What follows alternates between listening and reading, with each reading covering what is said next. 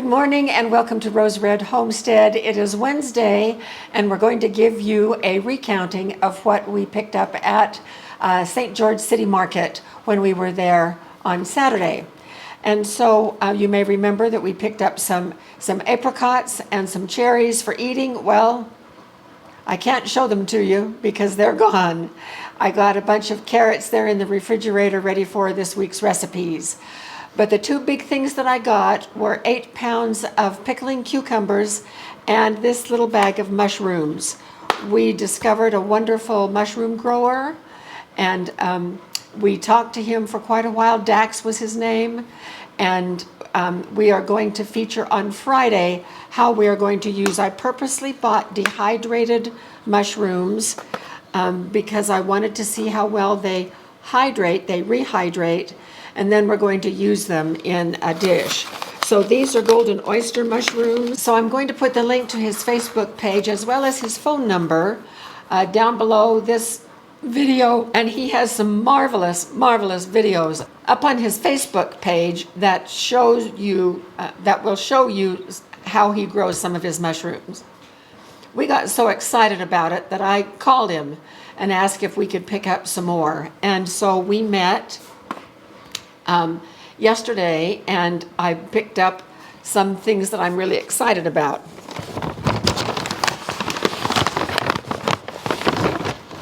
First of all, this thing that looks like a brain is a lion's mane mushroom, and it is supposed to be great for a meat substitute, so we're going to be checking that out.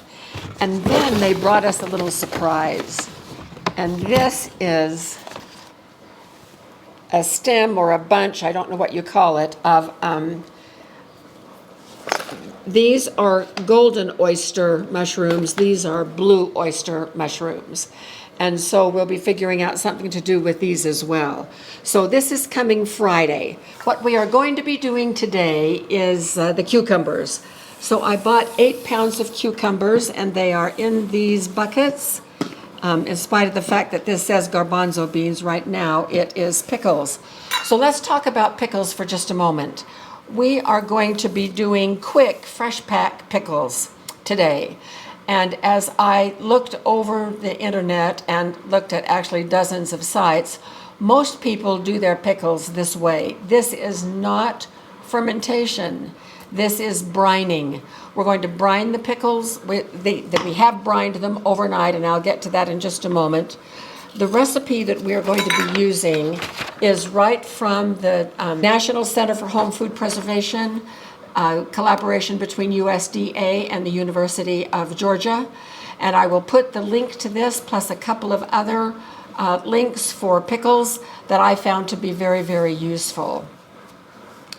Now, because this is fresh pack, these are not safe unless they are water bath canned. They're not refrigerator pickles that you can just make and stick in your refrigerator. These must be processed in a boiling water bath. Now, there are two ways to do a boiling water bath for some recipes. We are going to do it today, the low pasteurization method. Instead of covering the jars with boiling water and processing for 15 minutes, we are going to cover the jars with water and process for 30 minutes, but we are going to hold the temperature not to boiling, but rather 180 degrees. And the reason that we're going to do that is to preserve the crispness of the pickles. And we hope this works. This is the first time I've done low pasteurization, and it was developed at a university and approved by the USDA in 1988. So this is a very safe way to do pickles. Lots of people do pickles using low pasteurization, but the caveat is on this, you can only use low pasteurization on recipes that stipulate that recipe is safe to do low pasteurization. Now, why 180 degrees? The reason for that temperature is not only does it keep the pickles from going really limp, it preserves their crispness a little bit, but that is also the temperature where most of the organisms that cause foodborne illness are killed. It does not do a thing for botulism, but we are not worried about botulism spores because this is high acid. So high acid along with the 180 degrees for 30 minutes makes these pickles safe to eat. The best thing is to start your pickles immediately after you pick them. So pick them right from the vine, bring them in and do your pickles while the cucumbers are still firm. There are lots of us that don't have that option. I've tried to grow cucumbers here, and the only cucumbers we've been able to grow are those big, gigantic Armenian cucumbers. And I love those. Those were great, but not suitable for pickles. So our best bet is to go to a farmer's market or the St. George City Market, where we found Fry's Fresh Produce that we visited a couple of weeks ago, and they had pickles that were pulled out of the ground that very day. But I didn't get to them that day or the next day. When I checked them, they had already gone a little bit limp.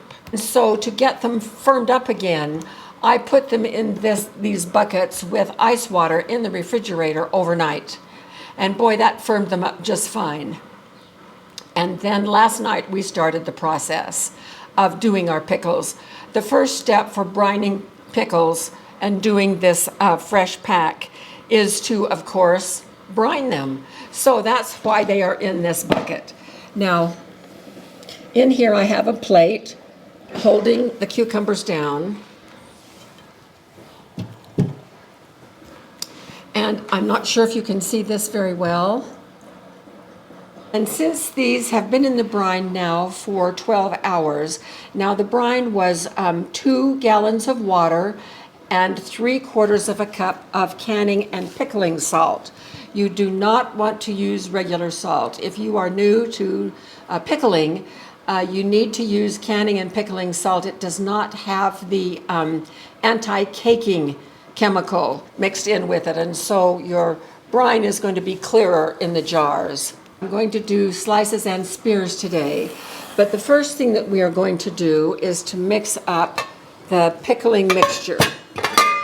We're going to get this on the stove boiling while we fix the pickles.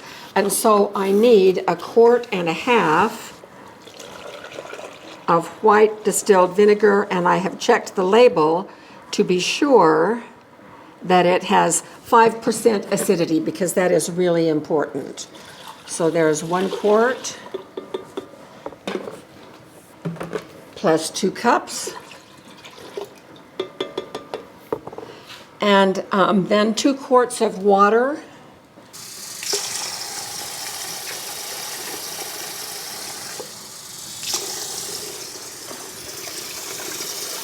And next we're going to use 2 tablespoons of pickling salt. And I just picked up this little jar, Jim actually picked it up for me the other day, of pickling spice. It is Morton and Bassett from San Francisco, so I guess it's Gourmet because they give you the place. All right, here it is. Oh my gosh, it smells just wonderful. And so I'm going to put 2 tablespoons in.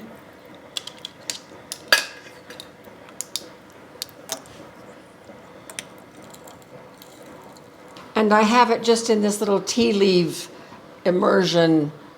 I don't know if these have a special name. And that allows me just to hook it to the side of the pan. Basket works. Thank you, honey. And so the next thing that goes in is 1/2 cup of our pickling salt. So remember, I used 3/4 of a cup of the pickling salt to do the brining overnight. So this is another 1/2 cup that actually is going to go into the jars. So we're going to get this started, and then I'm going to reorganize my workspace here, and we'll be right back. All right, we're all set up now and ready to begin the work of doing this. And so here are the pickles. They have the blossom end cut off. They have been brined and soaked overnight in the brine, and at first they were washed, and so now we are ready to cut them. However, we're going to cut them and get them in the jars. Now, notice my jars right here. These have been out in our storage area for quite some time, And you would think that I would need to wash these, but guess what? I don't, because of the way they are packed in this box. These are not brand new jars. They are previously used jars. I have a special way of packing my jars for storage that tell me that they are completely clean and ready to go.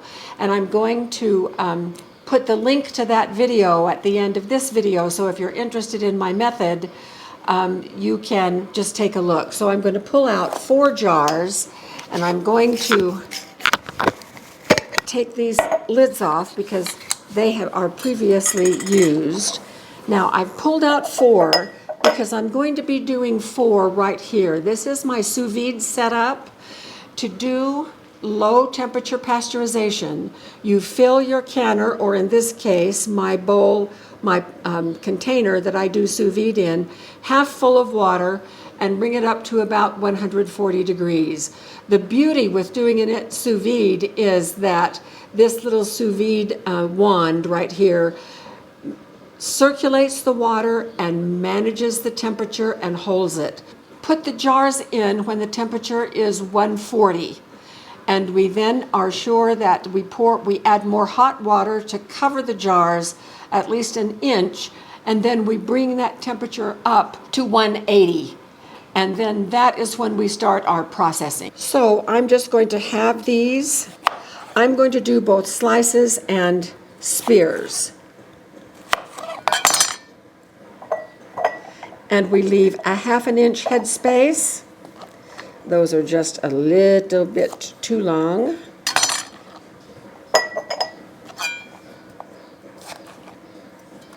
I'm going to try to do my longer ones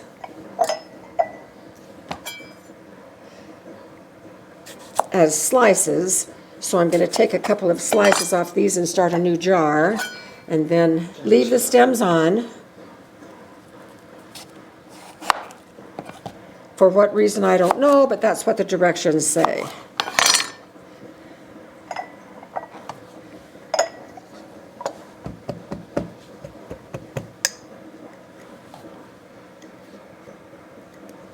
All right, that one is ready. We have our 4 jars done. I have 3 spears and 1 slices. I had a big fat cucumber that I cut in slices, and the slices were so big that I just cut them in half, and we won't mind. All right, the next thing that we need to do is to add the spices on the top. 1 teaspoon of mustard seed. And you can use more if you want.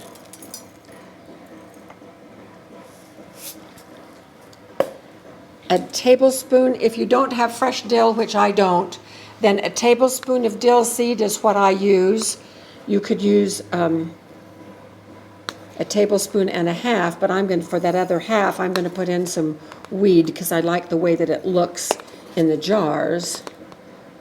Weed? Dill weed. Oh, that kind of weed.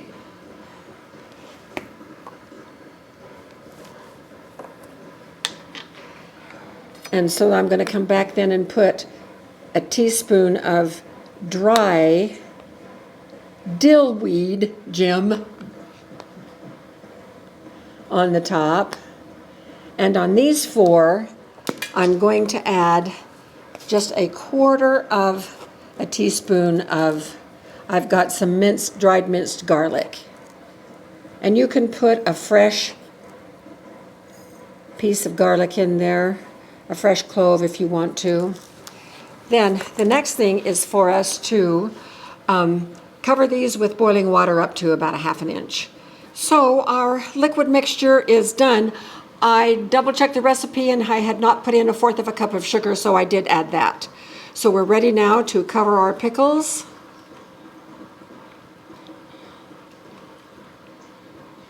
And bring it up to about ½ inch.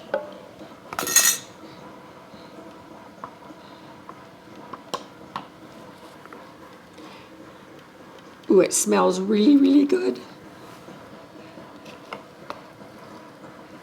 This goes back on the stove. Little air bubble check. Pretty tight for air bubbles. It's very tight. Now I'm going to wipe the rims. Oh, these are brand new lids. Finger tight and going in the sous vide. I have a rack on the bottom.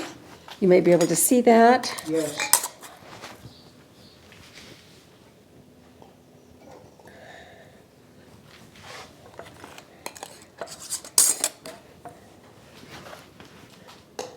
And I think I can fit 4 in here.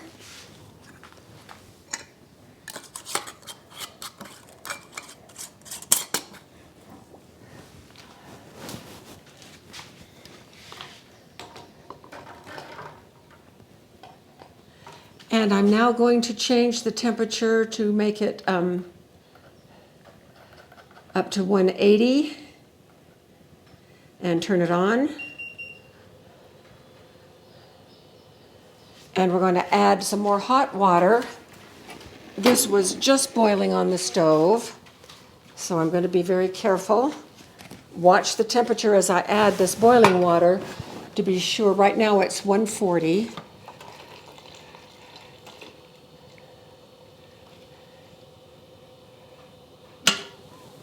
$146. Okay, it's only about 150, so we're going to go ahead and put a little bit more water in. And then as soon as that temperature hits 180, we will start timing for 30 minutes. Meanwhile, I'm going to do up the rest of these cucumbers and get them in the other canner. We're going to do the very same thing. So we'll be back in just a little bit. Whew, finished. That is 12 pints of pickles, 2 slices, and 10 spears. Now the temperature in our sous vide is almost 179. So I've made a little chart over here. I'm going to record the time as well.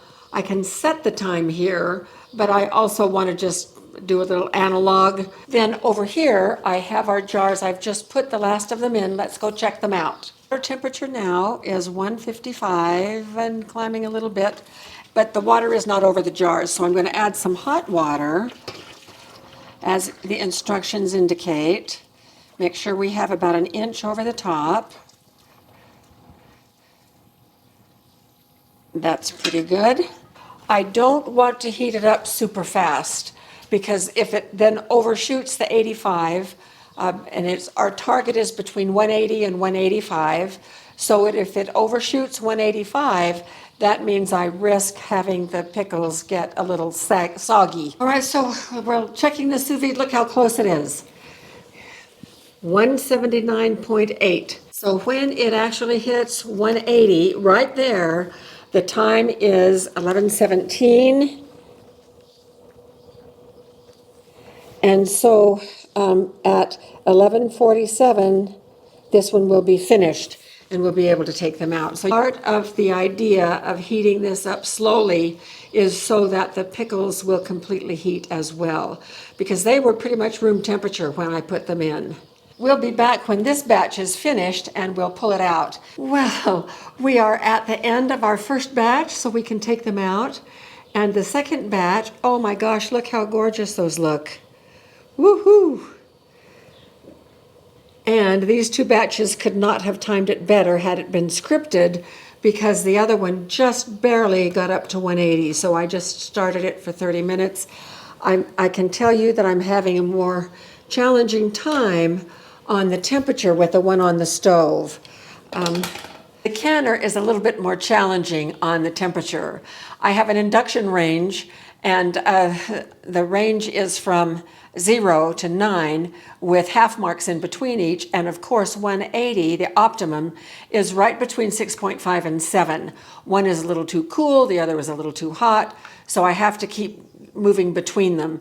So I'm checking the temperature on this about every 3 or 4 minutes to just make sure that it does not go below 180, or else I would have to start the timing all over again. And number 12. I will tell you what is really spooky about this.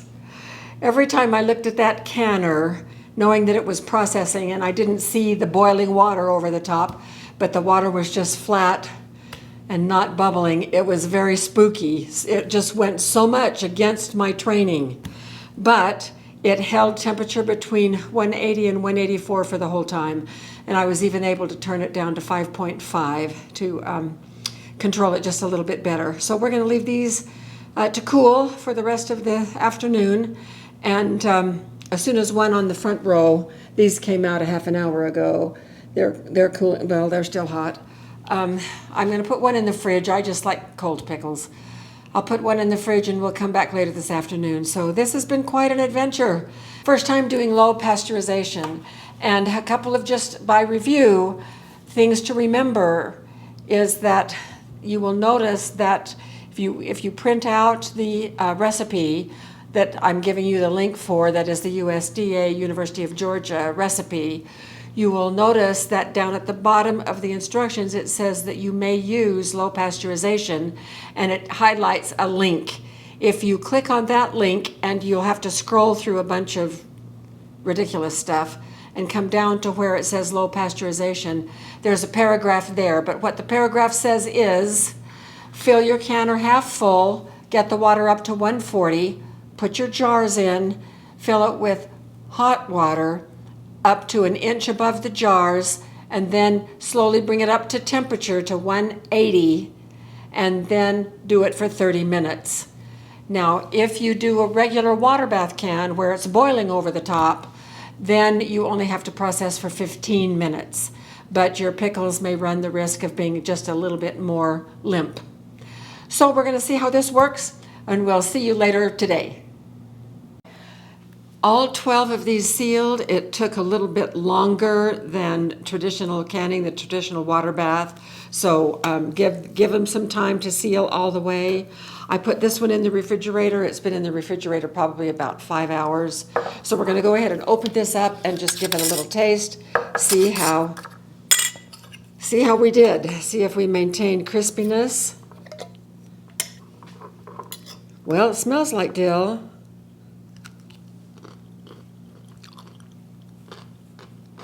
Sounds like it. Oh my goodness.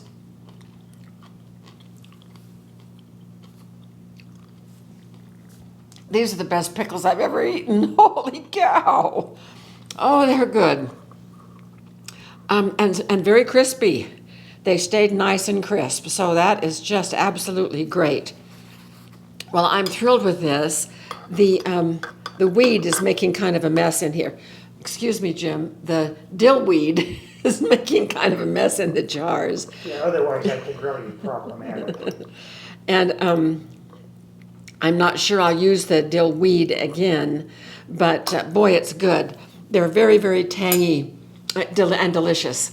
So using the sous vide was obviously the easiest, but it wasn't too bad because if I was just working in the kitchen anyway, and I just kept checking the temperature to monitor it. So I really do like the low temperature pasteurization. I think it's marvelous, and it certainly does make a crispy pickle. So I'm just thrilled with our results. These will go out on our food storage shelves, and we'll have almost a year's supply of pickles with these 12. Now, these were... Maybe. Maybe, that's true. As good as these are, probably not. These, again, were brine pickles. They were not fermentation, so we will be doing a batch of fermented pickles later on in the year. Those take about 3 weeks, just like sauerkraut takes 2 or 3 weeks.